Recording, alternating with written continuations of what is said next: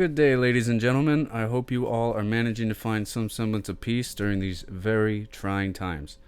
And in light of the absolutely massive campaign currently being promulgated by the mainstream media in order to misconstrue and misrepresent facts and involving situations as well as characters involved in those situations, I've kind of taken it upon myself in order to highlight certain aspects that I feel carry more influence that is currently being realized by most people, as well as to try and jumpstart a discussion about them.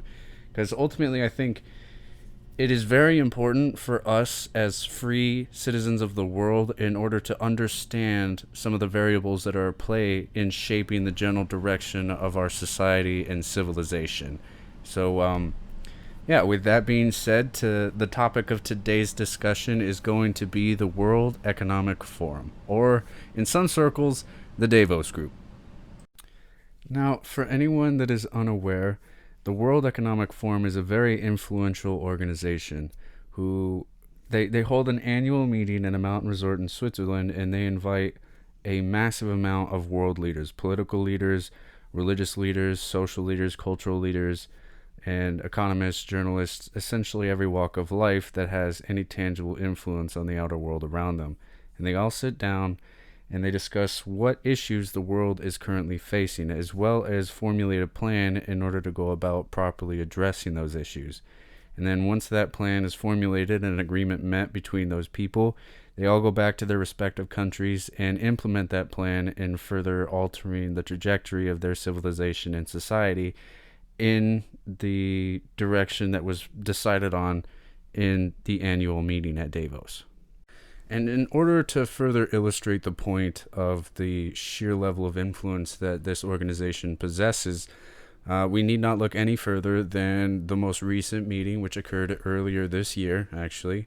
And at this meeting, there was representatives from 30 different countries around the globe, including the United States, China, and Germany, along with 15 different international organizations, such as the World Health Organization, the United Nations, the International Monetary Fund, along with NATO. Now, on top of those, there was also upwards of 1,600 private sector leaders that were attending this meeting. Now, I would assume that these leaders would be like CEOs, business executives, people such as that. It never really delves into who exactly they are, but yeah. And I know some people are probably going to be thinking, well, this isn't inherently a bad thing. I mean, having world leaders all sit down and discuss the problems that we face on a global scale doesn't exactly sound like something that is inherently evil. I mean, if there's anyone within humanity that's actually qualified enough to address these issues, it's going to be the leaders of the world, the people that have ascended the hierarchies in our civilization and are currently holding the upper echelons of it. And yeah, I mean, on the face of it, it doesn't sound innately evil to me. It doesn't sound like something that I would immediately oppose. However, when you delve into certain stances that they take on social issues, economic issues, and environmental issues, it kind of raises some pretty big red flags. And the following information that we're going to be going over is coming from articles that they have published on their own website. So don't take my word for it. By all means, go ahead and check yourself. They're pretty open and honest about these things, so let's delve into those, starting with some of the social issues that they advocate for. Now, for the sake of brevity, I'm only going to be including screenshots of certain key points throughout the article, just because I would rather do that than include a long recording trying to find the specific sections in which I'm referencing. But the World Economic Forum is very staunch in their support for intersectionality, and in their eyes, intersectionality includes everyone all the time, not just some of the time. So no token black girls or anything like that. No, and this means everyone across race, gender, class, marital status, faith, sexuality, disability, socioeconomic background, and age.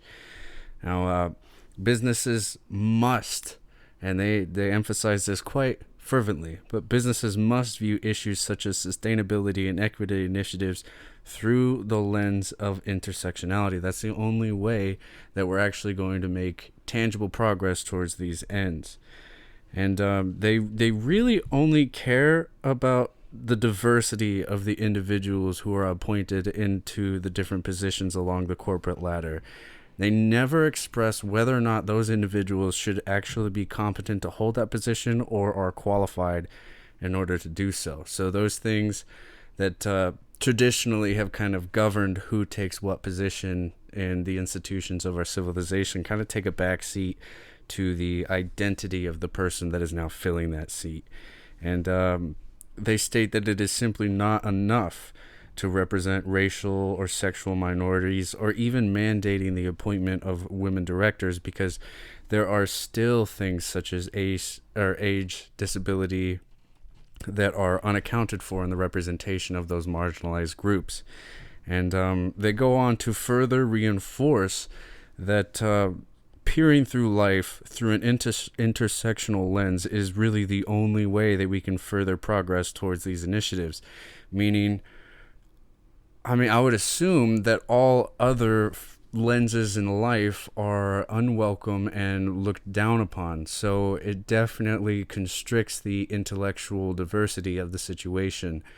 Now, I don't necessarily know if you don't go along with this kind of intersectional lens, what will necessarily happen to you, but I can kind of draw some conclusions just based off of how certain individuals in our world today have been treated and the backlash and repercussions that have followed them speaking out against this kind of identity politics, namely individuals like Jordan B. Peterson, Brett Weinstein, Jaden McNeil. You know, if you don't subscribe to these kind of postmodern identitarian intersectionalist ideology, then the repercussions that befall you are kind of drastic. Like they dox you, they send you death threats, they try to ruin your career and have you blacklisted from any company that may offer you a position similar to the one that you had.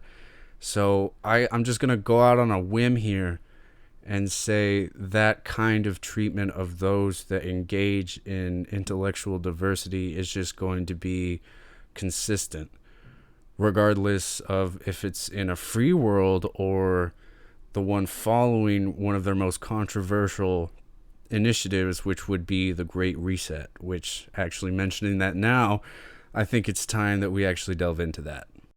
All right, so I'm just going to be covering key points that are detailed within the article on their website that kind of goes over the initiative of the Great Reset. And they begin by highlighting how anxiety about the world's social and economic prospects is only intensifying, largely due to the sharp economic downturn currently being experienced by all of the world that could easily make the Great Depression of the 30s look like a walk in the park. And I think it's also very important to note that the cause of this sharp economic downturn is the COVID-19 lockdowns. Like, there is a vast number of small businesses that simply do not have the savings required in order to maintain a business that is not allowed to conduct the business that it was built to do. Like that, it does not take a rocket scientist to draw that conclusion. You don't need a PhD in economics or capitalism in order to understand that. Then they advocate for a monumental effort to revamp all aspects of our societies and economies, from education to social contracts and working conditions. Every industry within every country must participate and be transformed. And it's also important to note that this transformation has to unfold within the lens of intersectionality. So it's not like the people that are involved in this transformation are allowed to freely change and adapt the situation as they see fit. No, they must adhere to strict ideological boundaries and goals in order to truly bring this transformation into fruition. And then they further emphasize that unemployment is skyrocketing, and they use the United States as an example, with stating that 1 in 4 workers have filed for unemployment since mid-March. Again, this ties very heavily in with the lockdowns themselves, because that is right around the time that they started. That just absolutely demolishes small businesses, which small businesses are some of the main components that encompass our economies. They are very, very valuable, both to the workers that they employ as well as to the customers that they provide a service or product to. They go on to state that volatile conditions serve to exacerbate the climate and social issues because some governments have used it as an excuse to weaken environmental protections and enforcement. Now, I don't necessarily know if this is true, but I'm looking at you, China. They tell of the wealth divide that's only further being propagated due to these times as billionaires have continued to grow their wealth during the crisis, which only further develops social ills such as inequality. And again, this can very heavily be tied in with the lockdowns themselves. Small businesses cannot survive, but huge international corporations absolutely can, as well as the billionaires that own and run them. Again, it doesn't take a rocket scientist. You need half a brain to not be able to draw that conclusion. Maybe even less, because it really isn't difficult. And they then go on to express how populations are willing to make drastic changes and sacrifices to their lives for the sake of healthcare and other essential workers and vulnerable populations like the elderly. Now, at this point, the sacrifices that are being made are our freedoms and liberties as individuals. Let's just be completely honest with this. The government seeks to control essentially every aspect of your life. They want to tell you whether or not you're allowed to leave your house, where you are able to go. And if the reason is not sufficient enough to actually satisfy the government, then I guess you're stuck in your house. And hell, they even want to tell you how many people you're allowed to invite into your own home. This is extremely Orwellian. It raises some major red flags. But I guess in the eyes of the World Economic Forum, all is for the greater good of humanity. So just bow down and accept this kind of agenda being promulgated against you. They then go on to express the dire need to rebuild all systems at play within our societies and civilization. And in order to do so, we need to build stronger and more effective governments, but not necessarily bigger ones, which is essentially saying you want to have a child, but you don't want to gain weight during your pregnancy. I mean, they kind of go hand in hand. And government is not necessarily an entity to where if it is granted more strength, it is not then going to immediately wield it against the people that it governs and build itself bigger. That's kind of what governments have done throughout history. They consolidate the power they have and wield it viciously over the people they govern. That's why a restricted government is essential in a free and prosperous society.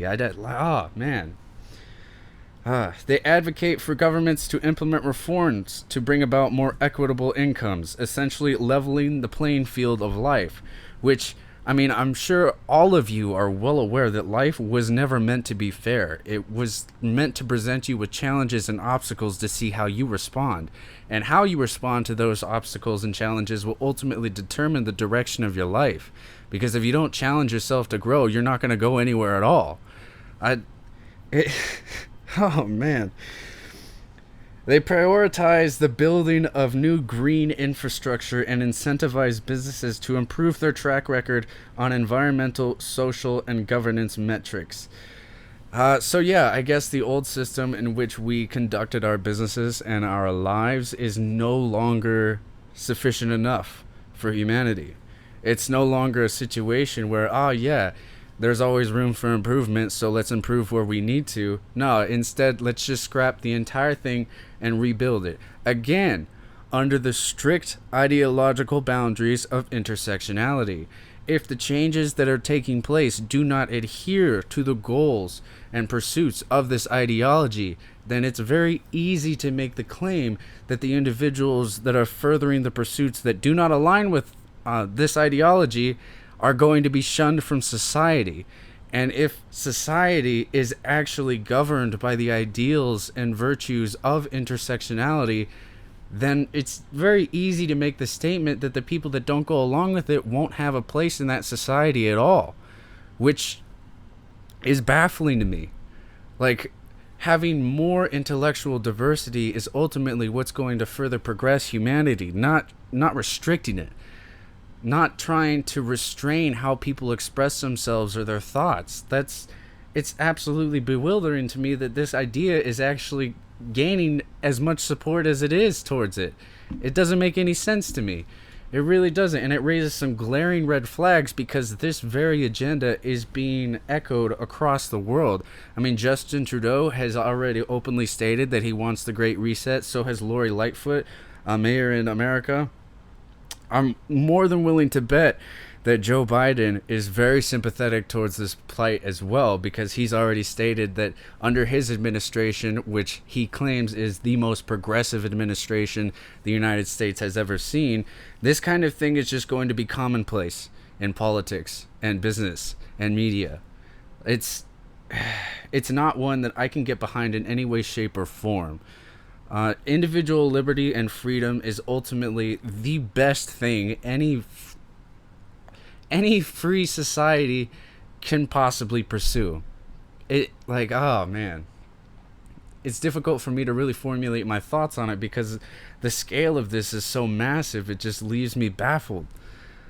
Ah, but yeah, I really wanted to talk about the World Economic Forum and the Great Reset. I wanted to just make an attempt to jumpstart the conversation and discussion over it because, again, I think it is very important for us as citizens, both of the United States and of the world, to truly understand some of the agendas that are at play that I believe could be very influential in shaping the direction in which our civilization is headed.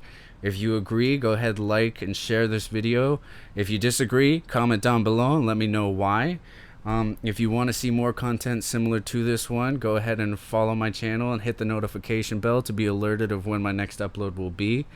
But yeah, I hope you all have a wonderful rest of your day and manage to find some semblance of peace during these very trying times.